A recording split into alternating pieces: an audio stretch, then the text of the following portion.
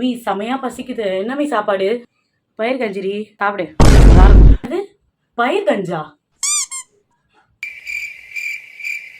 எதுக்கு இந்த பயிர் கஞ்சி? குட் ஃப்ரைடேல அதான். ஐயோ me, stop following all these traditions.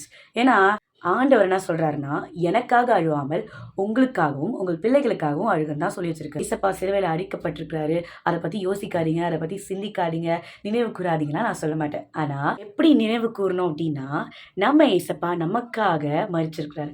அப்போ நாம் அவருக்காக என்ன செலுத்த போகிறோம், நம்ம என்ன செய்ய போகிறோம், அதுக்காக தான் நம்ம வந்து நினச்சி பார்க்கணும். ஒன்றும் இல்லைங்க, ஒரு சின்ன விஷயம்தான். என்னன்னா அவருக்கு பிரியமில்லாத காரியத்தை அவர் செய்ய வேணாம்னு சொல்கிறாரு.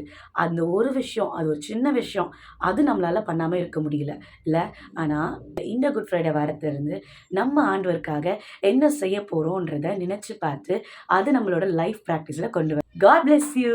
Blessed good Friday.